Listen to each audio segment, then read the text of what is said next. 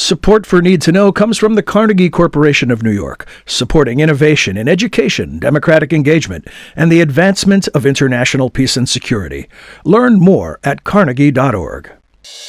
Welcome to the Need to Know podcast from the Wilson Center, a podcast for policymakers available to everyone. Always informative, nonpartisan, and relevant, we go beyond the headlines to understand the trend lines in foreign policy. Welcome back to another episode of Need to Know. I'm your host, John Milewski. So even though it's been around for more than a decade, cryptocurrency remains a mystery to many. Is it in the midst of another market crash or in the gold rush stage hopeful investors dream of? Well, Bitcoin alone, one of the more familiar brand names, has seen at least 8 significant crashes or market corrections, depending on your perspective, and that's during the last decade or so. And speaking of investors, it appears that many lack any real knowledge about what they're getting into. A 2022 survey by software developer Oxford Risk revealed that more than a third of investors had little or no understanding of the sector when they first got involved. So what do lawmakers and individuals need to know about this digital currency? With that question in mind, our guest is the director of the Wilson Center's Science and Technology Innovation Program, Kellee Wicker. Kellee, welcome. Thanks for joining us. Thanks for having me, John. So help us out here, Kellee. How is it trending? Where are we on cryptocurrency now? Is it in an upstage or is it still struggling? I would say that we're seeing a thaw in the winter, but we're not there yet. And a lot of that is due to there's just so much uncertainty about what is the SEC going to do? What is Congress going to do? Where are we heading in terms of regulation on this industry? You can't have a blow up like FTX and just walk away and pretend everything is fine. So the regulators are going to do something. The question is just what? The financial instruments we have right now are not really well suited to this kind of framework. And one of the problems is that cryptocurrency was developed to be a decentralized system, but in many ways people are using it as a centralized system. So do you regulate the centralized system? What do you do about the decentralized side? How do those things interact? So I think that uncertainty of what does the future look like for this tech? That's what's driving the continued kind of slow in people's interest in investing. So before we revisit the notion of what legislators can or might do, I want to ask you about just in general, what is the alleged or the possible upside of cryptocurrency? You know, why would we pursue this in the first place? What makes it better than, I don't know, ATM cards or credit cards or any other ways that we spend money without cash? One thing that's really huge for it is the use of cryptocurrency for international finance. So, for instance, if I wanted to send money across countries, it's really difficult to do that in the traditional banking system because there's a lot of things I have to assume that you have access to that you may or may not have that. But with cryptocurrency, that can happen pretty easily, provided we both have wallets, we both purchased currency, and we both are on the same exchange. And there's a lot of security in that too. You can be generally assured that your investments are going to be untouched, and that when you send money to someone, they're going to receive it. But and what are the downsides, right? I mean, we've seen a lot of things where you can log in one day and you've lost all your value, and that there are these different ways to keep your money in different types of wallets, some being more secure than others. I guess with anything that's completely digital, you know, we live in a world of hackers and those vulnerabilities need to be addressed as well. But, you know, what are the types of downsides that lawmakers or just consumers or investors need to consider? I think the key downside is, and where a lot of the other problems and challenges stem from, is the core difficulty of use. So Bitcoin has remained pretty stable, and I think that probably is going to continue to be true. Bitcoin was the OG in the system, and it is safe, it is reliable.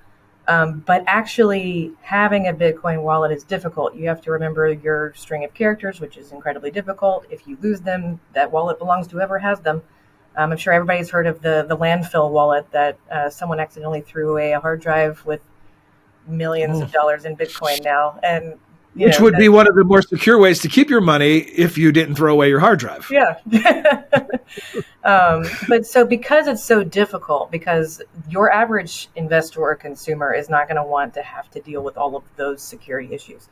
people take these shortcuts. Well, I will Right. use an exchange where I can just log in a traditional thing, and I will trust someone like FTX to hold my coins, whatever coins I have, and I will just know that they're there. People are comfortable doing that because it makes it easier to interact. You don't have to have this deep knowledge of crypto to be able to participate in crypto. But the downside is that one of the reasons we're so comfortable doing that is because it feels like a bank. We like banks. I trust a bank to hold my money, and when I come back, it's going to be there. But with the crypto industry, there are no guarantees, and some bad actors are kind of relying on you feeling secure because they look like a bank, and then finding out too late that they're not a bank. That's the real challenge, I think, is how do we make this system workable for people beyond just the really niche people who are willing to spend the time to do the really deep crypto kind of stuff. And I think we're going to see this industry normalize. This tech is still really young. I know 10 years in tech we don't usually call that young, but we're still figuring out how crypto works, what we're going to do with it. And part of that process for every tech is that we have a bunch of people gold rush in, super excited. There is some kind of blow up. And then all of the, daily users who weren't really into it, they leave. And then the next phase is we find out, what is it worth doing something with? And I think that's where we're going to be heading next in crypto is, okay, so that was not a good thing to do. What is this good to do with? We did it the wrong way. Now let's try to do it the right way. Right? It seems to be there's when thinking of the downsides, I ran across this article in Forbes from November 2022, and it estimated that Bitcoin uses 119 terawatt hours per year, which is just under the amount used by the entire nation of Norway. So I hadn't anticipated that when I was preparing to speak with you, that there are environmental implications here. It's not just about the security and technology and hardware and software. Yeah, that is a huge part of it for many people. And we've seen some people innovating in this space on that. Another one of the really established crypto exchanges and protocols is Ethereum. And Ethereum was founded to solve that problem. What if we found a way to make this still decentralized and still secure, but take significantly less compute and by virtue of that power to verify? And so I think Ethereum uses something like 95% less power or something. It's dramatic. So there are people who are innovating in this space. So one of the downsides in crypto is everybody has their own coin, which is ridiculous.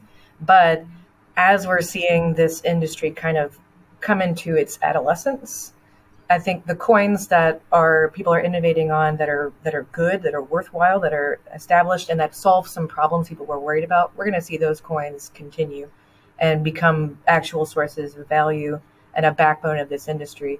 And we're going to see those other coins fall apart.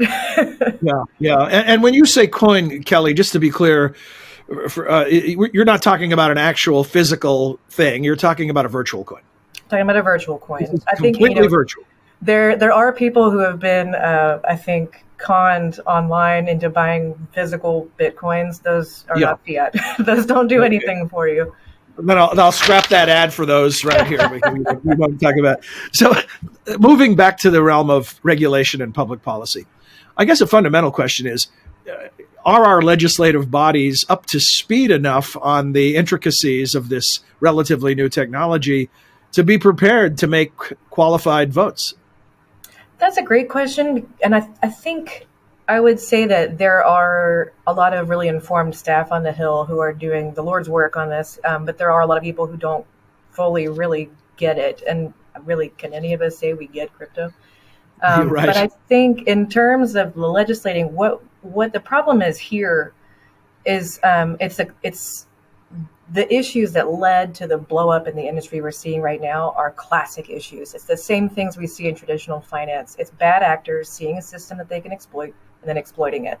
So rather than regulating the technology, we need to be looking at this as regulating the people in the technology. The behavior. Yes, exactly. So if you're running these exchanges as if you're a bank, feeding on people's willingness to trust you, but you have no guardrails in place, or if you're saying you have guardrails but you actually don't, then okay, that's fraud. Like we don't We don't need a new law about that. That's just plain fraud. So I think it's going to be important for us to see that, but it's also going to be important for the SEC and others to be flexible when they're saying something is a security or not a security. Okay, well, if you make that decision, if you decide that something in the crypto world is a security, say, okay, now you have to register. Well, are those systems ready for a totally new? Can you even answer the questions on that form to register properly? Yeah. And can they, are we going to end up snuffing out the crypto industry in the United States because we require such a high bar of information be collected? I think that's where we run the risk. We need to regulate the actors the way we always have and find a way to not totally squash the technology. Which is a terrific final statement, but I'm going to ruin that by asking you one more question, which is the kind of question I hate to ask my Wilson Center colleagues because it's speculative. And I know that's not what we try to do. I mean, we look at trend lines, but we don't just shoot from the hip, right? It's all research based. But where is this headed? Do you see this becoming the normal way that we spend money around the globe in the next decade? Or what should our expectations be around cryptocurrency? In my opinion, it will always be a parallel system. I think I said earlier, I think we're entering the adolescence phase of this where we figure out, okay, what is this good for? And that's going to be important. We will find what we should be doing with crypto, but in my opinion, it's never going to replace traditional finance. And I think that's a good thing. It's nice to have this alternate system that's going to be able to help solve very specific problems like sending money internationally. But I just don't see a world where we're all just using Bitcoin. So it's another tool, whether it's PayPal or Venmo, or it's just another tool. Mm-hmm.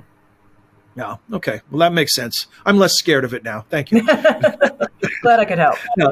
Thank you, Kellee. And thanks to all of you who joined us for this edition of Need to Know. Please visit wilsoncenter.org for more information on this podcast and many others. And also be sure to follow the work of Kellee Wicker and her talented colleagues at the Science and Technology Innovation Program. And you can also find their work at wilsoncenter.org. That's all for this episode. For all of us at Need to Know in the Wilson Center, I'm John Milewski. Thanks for being here and thanks for your time and interest.